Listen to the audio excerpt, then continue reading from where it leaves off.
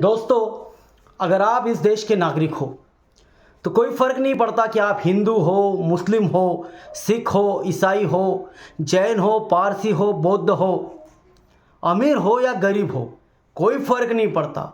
मगर आज अगर आप इस मौजूदा सरकार से एक सवाल नहीं पूछते हो तो फिर आने वाले नस्लों को और मौजूदा मसलों को और इस निर्णायक फैसले को बहुत फ़र्क पड़ता है।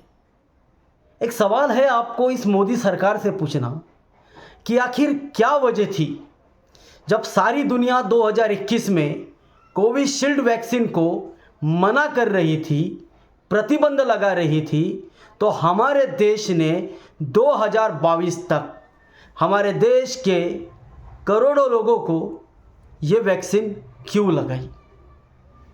और इस वैक्सीन से जो हमारे अपने परिजनों को जो हानि हुई है, जो नुकसान हुआ है, जो जाने गई है, आखिर इसका दोषी कौन? ऐसी क्या वजह थी जो सरकार को कोविशील्ड को बंधनकारक करना पड़ा? ज़बरदस्ती ये टीके हमारे देश के लोगों को लगाए गए। कई लोगों की इच्छा ही नहीं थी कि ये टीके लगवाए जाए, लेकिन उनको मजबूर कर दिया गया। उनको बसों में नहीं बैठने दिया गया, उनको प्लेनों में नहीं बैठने दिया गया, सिनेमा टॉकीज में वो फिल्में नहीं देख सकते थे।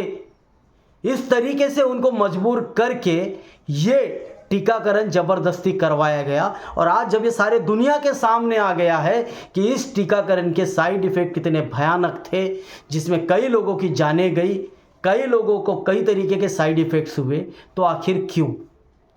क्या ये वही सीरम इंस्टीट्यूट ने जो आपको इलेक्ट्रल बॉन्ड में 52 करोड़ रुपए का चंदा दिया था, ये चंदा के धंधे के वजह से ही हमारे लोगों की जाने गई?